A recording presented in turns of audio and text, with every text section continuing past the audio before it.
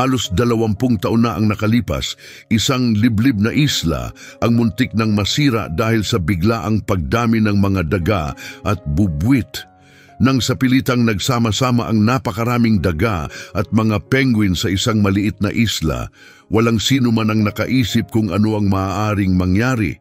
Sa simula, hindi ito napansin, ngunit ang sumunod ay naging isa sa mga pinakanakagugulat na pangyayaring pangkalikasan na nakita ng mga mananaliksik.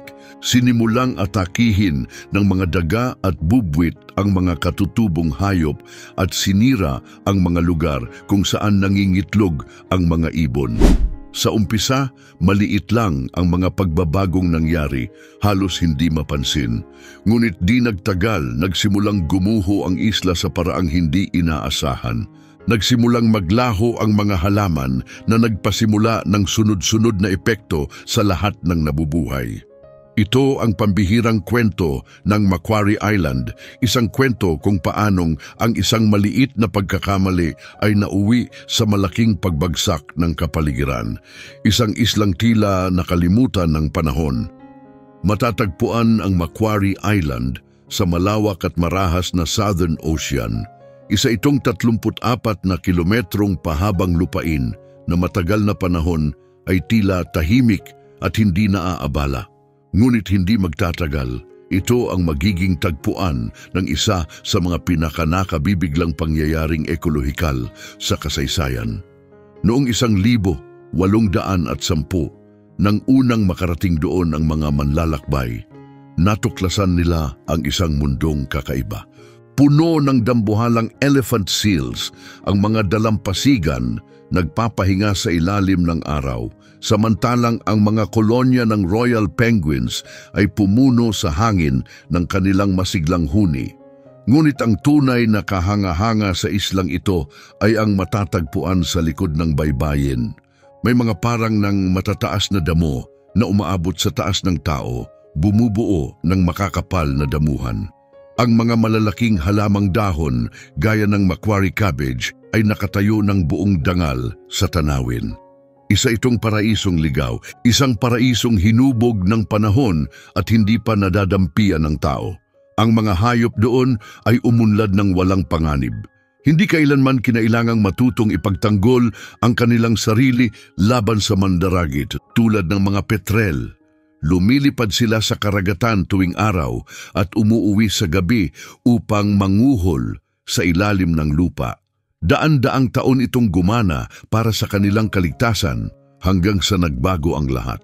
Ang kalayuang minsang naging proteksyon ng isla ay naging sanhi rin ng pagbagsak nito. Sa unang bahagi ng 1,800, dumating ang mga mangangaso ng selyo at dala nila ang mga hindi inaasahang pasahero, maliliit at hindi napapansing mananakop, mga daga at bubwit. Walang nakaalam noon pero ang maliliit na hayop na iyon ang magsisimula ng isa sa mga pinakanakatatakot na kwentong pangkalikasan sa kasaysayan. Nang hindi napigilan, libu-libong daga ang sumalakay sa likas na kalikasan ng isla, lalo na ang mga penguin na walang kakayahang ipaglaban ang sarili. Ang sumunod ay ikinagulat ng buong siyentipikong komunidad. Ang Macquarie Island na dati nakatagong hiyas ay naging kilala sa masamang dahilan. Inabot ng mahigit 200 taon bago man lang magsimulang ayusin ang pinsalang idinulot ng unang pananakop. Dumating na ang mga hindi imbitadong bisita, ang mga unang mga ngaso ng selyo na lumapag sa Macquarie Island ay walang ideya na may dala silang higit pa sa gamit at supply. Nakatago sa kanilang mga kagamitan ang mga hayop na sisira sa balanse ng isla, mga daga, mga bubwit, ngunit hindi ito mga karaniwang peste. Matitibay sila, tuso at handang mamuhay saan man sila makarating. At para sa kanila, perpekto ang Macquarie Island. Walang kalaban, maraming masisilungan at walang katapusang mapagkukunan ng pagkain. Isa sa mga paborito nilang pagkain, ang pinakawalang kalaban-laban na nilalang sa isla.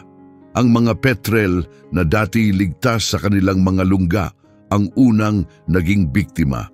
Libo-libong taon na silang namuhay ng payapa. Hindi kailanman kinailangang magtanggol sa lupa.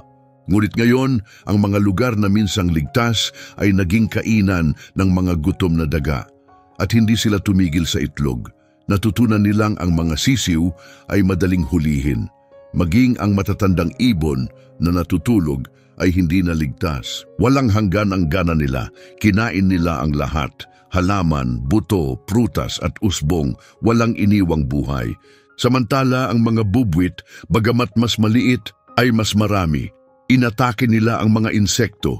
Kinain ng mga uod, tipaklong, gagamba, salagubang, lahat ng maliliit na nilalang na bahagi ng balanse ng kalikasan. Unti-unting bumagsak ang Macquarie Island.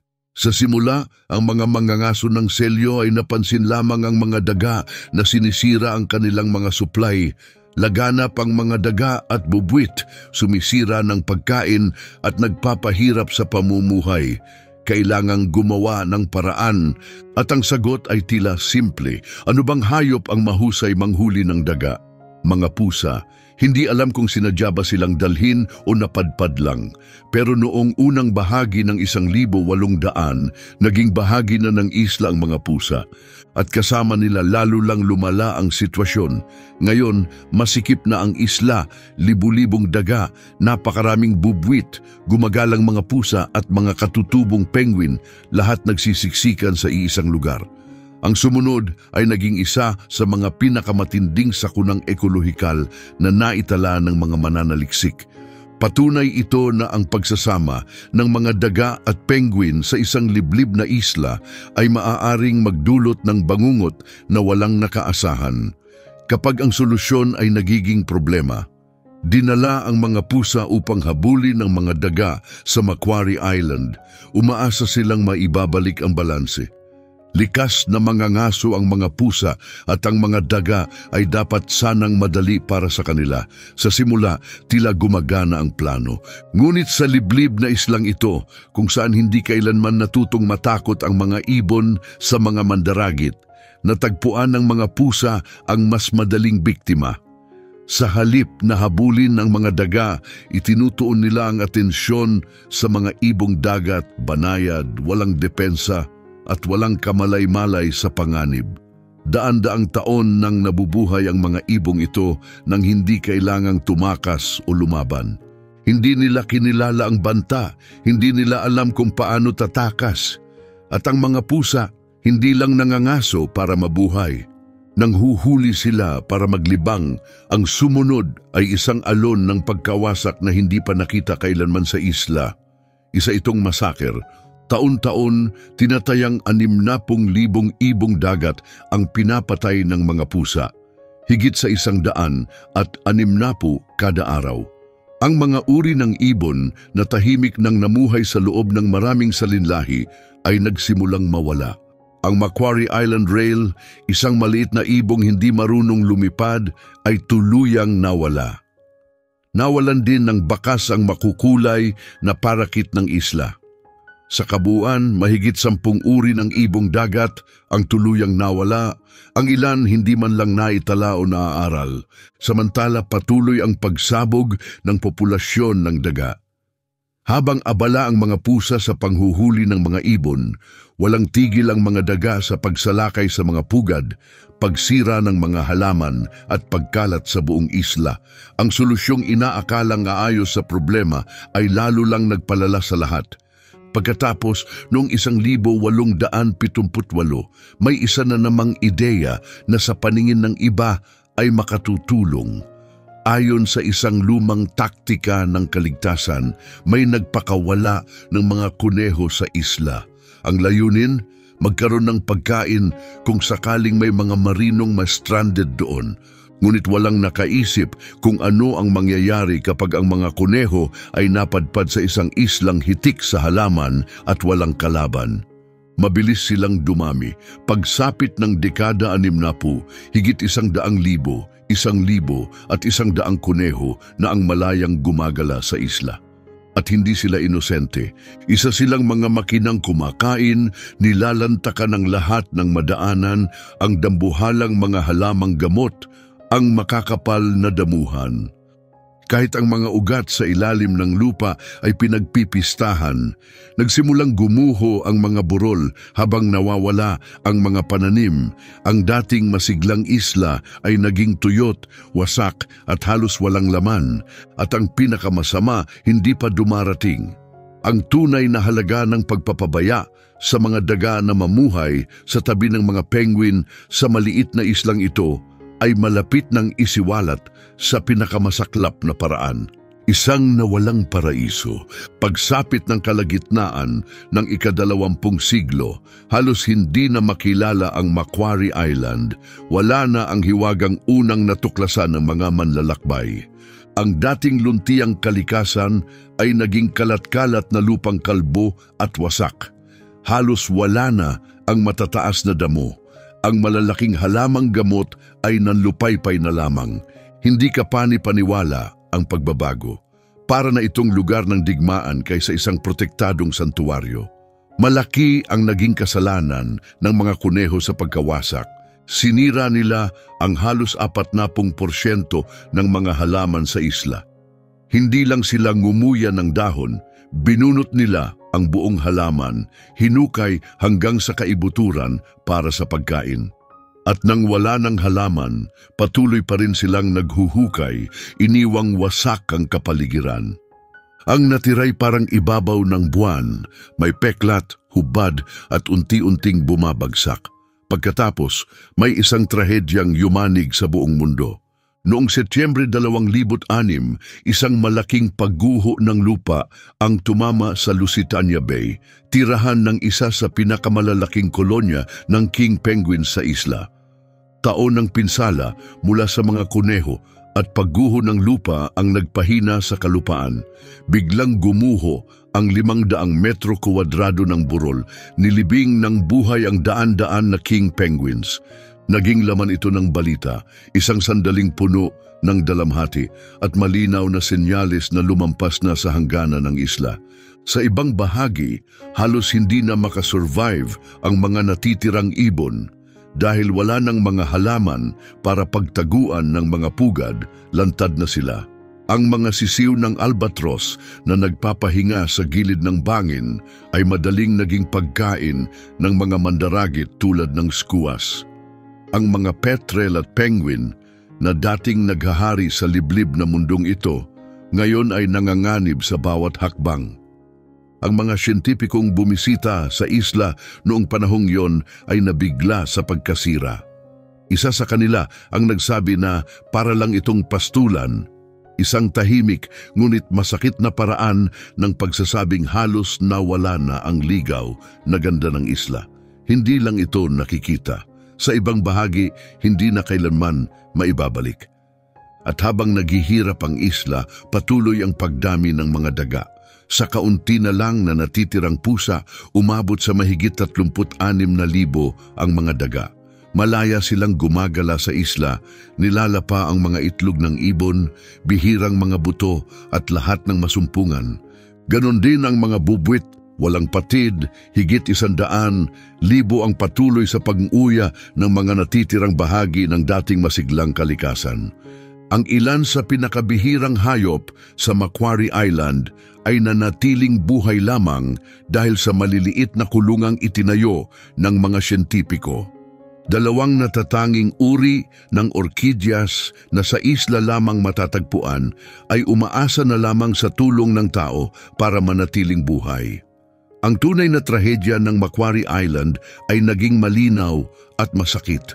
Ang pagpapabaya sa libu-libong daga na mamuhay sa tabi ng mga penguin sa isang liblib na isla ay nagpasimula ng sunod-sunod na pagkasira na maging ang panahon ay hindi na kayang ayusin. At ang buong epekto sa kalikasan, sa damdamin at maging sa simbolismo ay mas nakakagulat kaysa sa inaasahan ng kahit sino.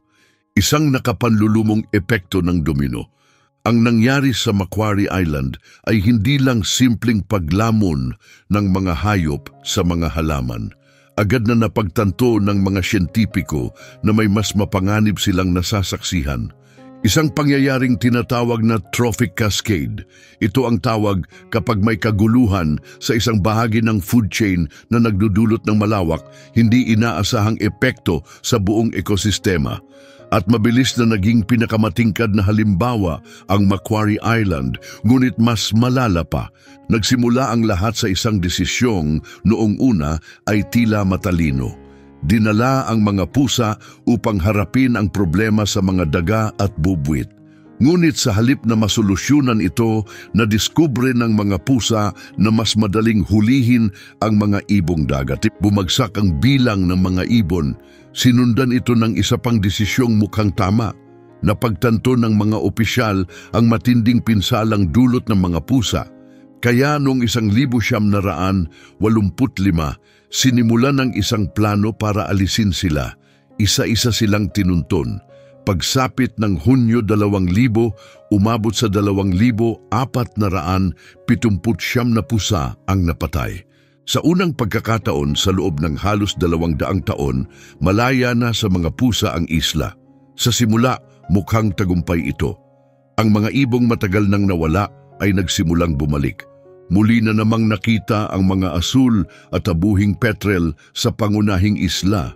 Para bang ang mga matagal nang nawawalang kaluluwa ay nagbalik sa tahanan. Isa itong sandaling puno ng pag-asa. Ngunit may isa pang sorpresa ang kalikasan sa pagkawala ng mga pusa. Dumami ang mga kuneho sa paraang hindi inaasahan ni Newman. At ngayon, hindi lang ito libo-libo. Higit ito sa 300,000. Sinira ng mga kuneho ang bawat halamang makikita nila mula sa mga damong katutubo hanggang sa dambuhalang halamang gamot, hanggang sa halos wala nang natira. Maging ang mga burol ay nagsimulang gumuho. Nawala na ang mga ugat na dati humahawak sa lupa. Dahil wala nang pananim na nagtatali sa lupa, gumuho ang buong bangin papunta sa karagatan. Hindi mo na kailangang naroon mismo upang makita ang pinsala. Sa pagkumpara ng mga satellite image mula 2,000 hanggang 2007, malinaw na nakita ng mga siyentipiko ang pagkasira mula sa kalawakan. Ang mga ibong muling bumalik ay naharap sa mas mabigat na krisis. Oo, wala nang pusang umaaligid sa kanila.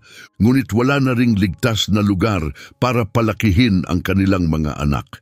Kinain ng mga kuneho ang lahat ng pananim na ginagamit ng mga albatros at penguin upang itago at protektahan ang kanilang mga inakay laban sa matinding panahon at gutom na mga skua. Ang mga petrel na sumusubok maghukay ng pugad ay puro malambot at gumuho ng lupa ang natagpuan. Ang dapat sana'y bagong simula para sa buhay ilang ng isla ay naging panibagong bangungot.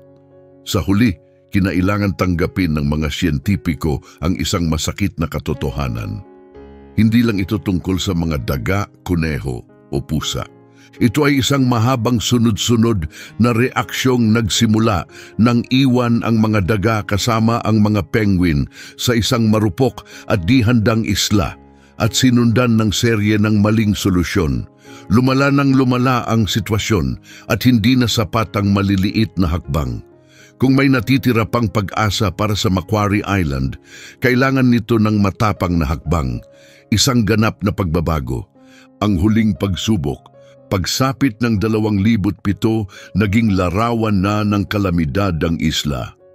Ang dating masiglang tahanan ng mga penguin, ibong dagat at bihirang halaman ay tuluyang naghihirap. Binalaan ng ilang siyentipiko na kung walang agarang hakbang, maaaring tuluyan ng mawala ang isla. Narating na nito ang tinatawag ng mga ecologist na point of no return, isang kalagayan kung saan hindi na kayang makabangon ang kalikasan ng mag-isa.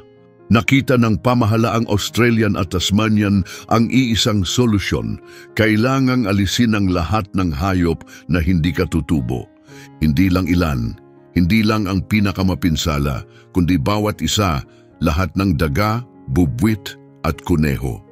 Ito ang pinakamapanganib na proyektong pagpuksa ng hayop na kailan may binalak, Higit 24 na milyon dolyar ang halaga nito, aabutin ng ilang taon at nangangailangan ng pinagsamang paraan mula sa pagkalat ng lason, pagpapakawala ng virus, hanggang sa paggamit ng mga specially trained na aso. Una nilang tinarget ang mga kuneho, ang pinakakitang banta.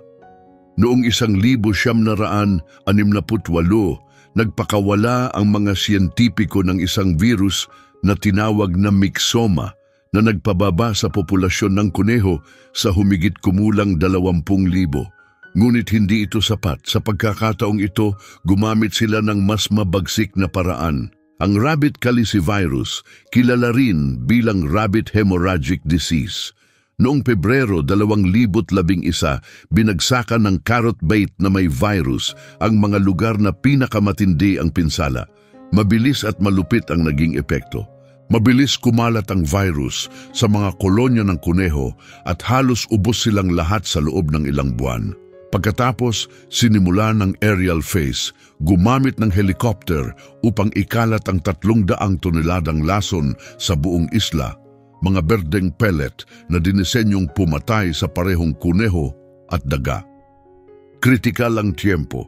Kailangang isagawa ito sa taglamig kung kailan umalis muna ang karamihan sa mga ibong dagat upang hindi sila masaktan, ngunit hindi sapat ang pagkalat ng lason.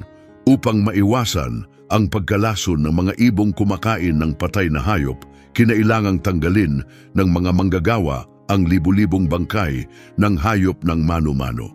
Ginugol nila ang maraming buwan sa pag-iikot sa buong isla.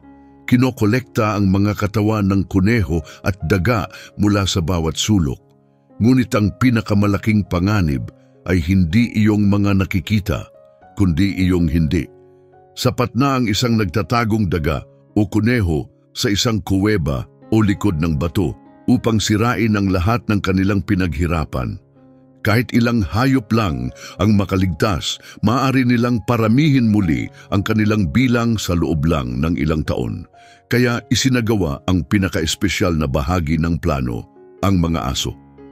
12 eksperto sa detection dogs, kabilang ang mga Springer Spaniel, Labrador at Terrier, ang dinala kasama ang kanilang mga handler. Hindi ito mga karaniwang aso. Sila'y mga profesional, sinanay upang makaamoy ng kahit isang daga mula sa daan-daang metro ang layo. Ito na ang huling pinakamapanganib na laban sa pagitan ng mga pinakamapaminsalang hayop at ng pinakamatinding pagsisikap sa konserbasyon na nakita ng mundo. Ang sakunang nagsimula nang iwan ang mga daga kasama ang mga penguin ay narating na ang sukdulan. Sa wakas, sinisikap na itong ayusin. Ang huling paghahanap. Nang lumapag sa Macquarie Island ang mga detection dogs noong 2011, sinimulan nila ang isa sa pinakamahalagang misyon sa konserbasyon. Ang kanilang tungkulin, hanapin ang huling natitirang mga daga, bubwit at kuneho na maaaring sumira sa lahat ng nakamit. Bawat aso ay dumaan sa ilang buwang mahigpit na pagsasanay bago dalhin sa isla. Kailangan din nilang maging matatag sa katawan. Kilala ang isla sa matinding panahon, nakakakilabot na hangin, ulan ng yelo at putik na lumulubog ang iyong bota. Upang makatrabaho sa ganitong kalagayan, kailangang malakas ang katawan ng mga aso, makapal ang balahibo at walang sawang sigasig. Araw-araw ay naging karera laban sa kalikasan at panahon. Pinangunahan ito ng isang Labrador na si Zoe at ng kanyang handler na si Sofia Marini. Ang kanilang misyon, saliksikin ang bawat sulok ng isla. Sa kabuuan, tinahak ng koponan ang higit 70,000 kilometro, katumbas ng 2 ulit na pag-ikot sa mundo. Ngunit matindi ang lupain, matatarik na bangin, tagong mga bangin, malalim na kuweba at makakapal na damuhan ang humadlang sa kanila. At sapat na ang isang hayop, isang daga, bubwit o kuneho na hindi nila makita upang maibalik ang buong krisis. Dito naging mahalaga ang pambihirang pangamoy ng mga aso. Kaya nilang maamoy ang lumang dumi ng daga, Sundan ang bakas kahit ilang oras na ang lumipas o subaybayan ang kuneho hanggang sa mismong lungga nito.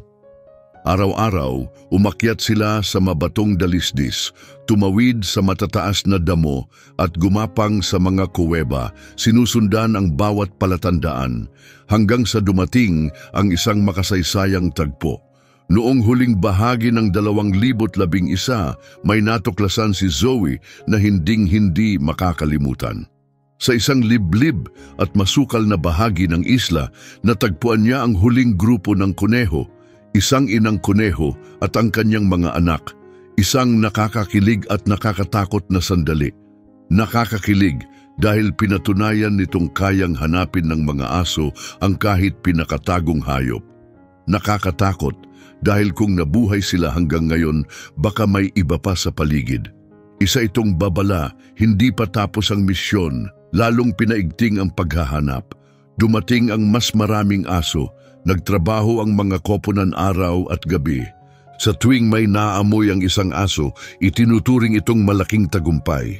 Ang bawat lugar na nalinis ay tinatatakan bilang ligtas. Dahan-dahan ngunit tuloy-tuloy napapalapit sila sa layunin.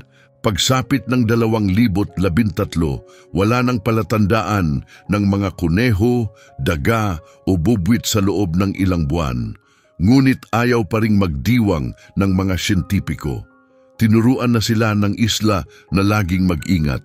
3 karagdagang aso pa ang dinala upang ipagpatuloy ang paghahanap.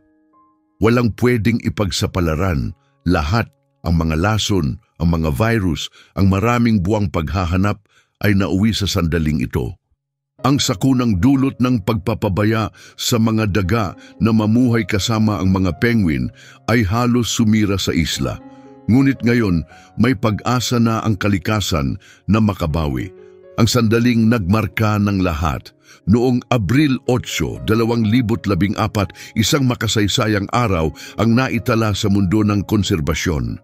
Pagkatapos ng 7 taon ng isa sa pinakamahabang operasyon ng pag-aalis ng hayop, idineklarang malaya na ang Macquarie Island sa lahat ng mapaminsalang hayop.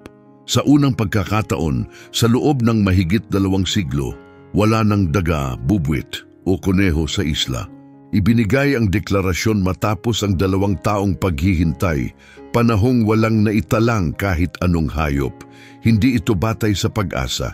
Bunga ito ng pinakamalawak at pinakadetalyadong paghahanap na isinagawa. Naikot ng mga aso ang bawat posibleng lugar kung saan pwedeng magtago ang hayop. Naglagay din ng sensitibong kagamitan sa buong isla upang makita kahit ang pinakamaliit na bakas. Ngunit ang pagtawag dito bilang tagumpay ay simula pa lamang. Ang tunay na tanong, kaya pa bang makabawi ng isla matapos ang 200 taon ng pinsala? Maging ang mga siyentipiko ay hindi sigurado. May mga ekosistemang hindi na muling nakababawi kahit alisin pa ang ugat ng problema. Pagkatapos, may nangyaring kamangha-mangha. Ang unang senyales ng paghilom ay hindi mula sa mga eksperto, kundi mula sa lupa. Ang mga halamang dati nabubuhay lamang sa loob ng protektadong bakod ay biglang nagsimulang tumubo sa ligaw. Ang mga butong nakabaon ng ilang dekada ay nagsimulang umusbong. Para itong panunood ng disyertong biglang namulaklak matapos ang ulan.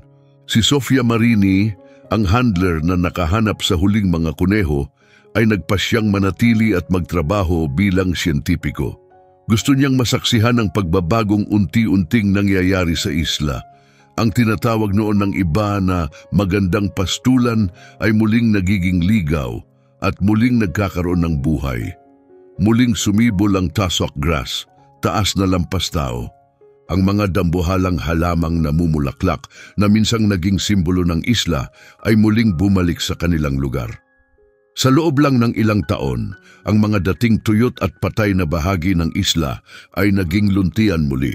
Ngunit hindi lang mga halaman ang nagbabalik.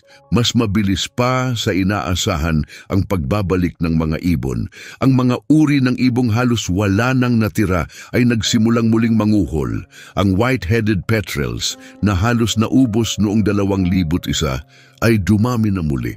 Ang blue at gray petrels na tuluyang nawala sa pangunahing isla ay nagbalik at nagsimulang bumuo ng bagong mga kolonya. Hindi lang ito simpleng pagbabalik, isa itong bagong simula. Habang bumabalik ang mga ibon, nagpasimula sila ng isang makapangyarihang epekto, ang tinatawag ng mga siyentipiko na positive feedback loop. Dahil sa kanilang presensya, lalo pang gumanda ang kalagayan ng isla. Ang kanilang dumi ay nagbigay ng masaganang sustansya sa lupa. Mas lumago at tumibay ang mga halaman. Ang mas malalaking halaman ay nagsilbing mas maayos na silungan para sa mga inakay na lalo pang humikayat sa pagbabalik ng mas maraming ibon. Ang minsang pinakamasakit na sakunang pangkalikasan, ang pagpapabaya sa mga daga na mamuhay sa tabi ng mga penguin ay unti-unting naiwawasto. Ngunit may isa pang bahagi ang Macquarie Island na kailangang ibunyag. Ang pinakakamangha-manghang bahagi ay paparating pa lamang. Pagkalipas ng isang dekada, isang nakabibighaning pagbabago. 10 taon matapos ideklarang malaya sa peste ang isla, bumalik ang mga siyentipiko upang tingnan ang resulta. Ang kanilang natagpuan ay lampas sa lahat ng inaasahan. Ang muling pagbangon ay hindi lang kahanga-hanga, ito ay makasaysayan. Ang dating desperadong pagsubok na itama ang isang matinding pagkakamali ay naging kwento ng tagumpay sa buong mundo. Ang Macquarie Island, na minsang isinuko na bilang wasak na lupain, ay marahil mas maganda pa ngayon kaysa dati. Napakakapal at napakataas na ng tusak grass, kaya't kailangan pang itulak ito ng mga mananaliksik na tila mga explorer sa kagubatan. At sa ilalim ng dagat ng luntiang damo, mga lagusan ng penguin, mga paikot-ikot na daanang hinukay sa pagitan ng mga halaman, na para bang mga lihim na landas na ginawa ng mga pinakamatitibay na nilalang ng kalikasan. Maging ang pinakamaiilap na halaman ay nagbalik na rin. Ang 2 uri ng orkidyas na dating nabubuhay lamang sa loob ng mga bakod ay malayang tumutubo na ngayon sa buong isla.